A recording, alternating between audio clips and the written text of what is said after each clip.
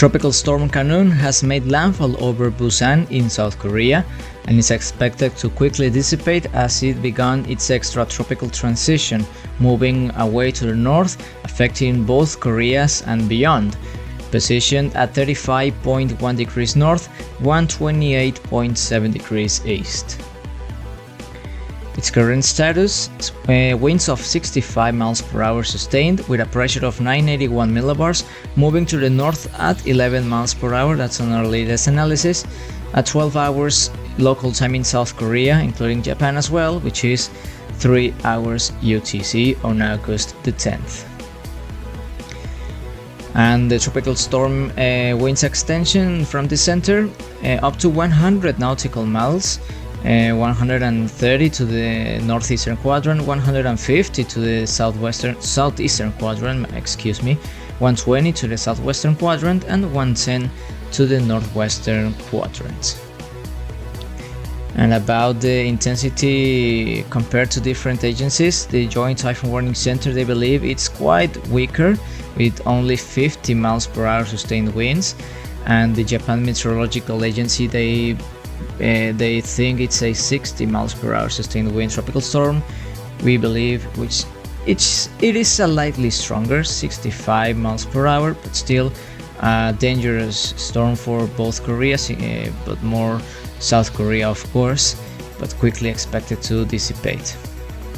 As you can see on its track forecast, it's going to weaken quite gradually and dissipating over North Korea or even Russia, depending on how fast the system transitions into an extratropical cyclone. But probably by the next hours, between the next 12 to 24 hours, Khanun will be completely dissipated. And about the GFS models, you can see how quickly this system dissipates and moves over Russia.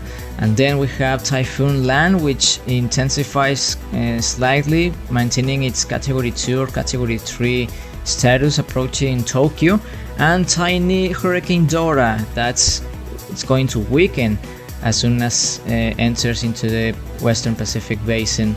So that's practically the weather that is going to happen in terms of cyclonic activity in the next 5 days. And about the different model diagnostics, the maximum sustained winds, of course, decreasing gradually and fully dissipating in the next hours, probably by the August the 11th. It's going to be the last day of Khanun.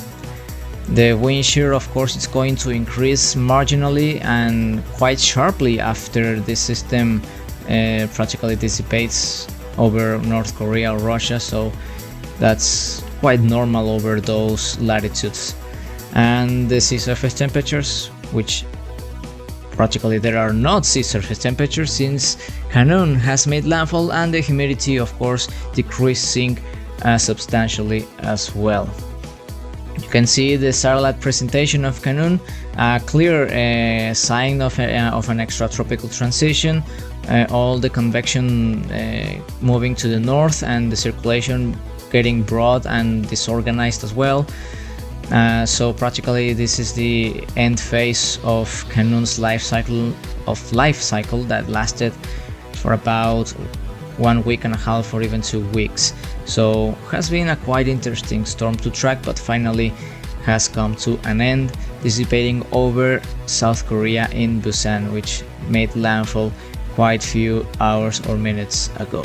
That's all for today of Khanun's update, but keep tuned with more updates of Lan, which is going to be the next storm to be followed, and of course Hurricane Dora, which has been a really interesting storm that has been a category 4 hurricane for 5 days or so as well has been an interesting system. Thank you for your attention. That's all for today.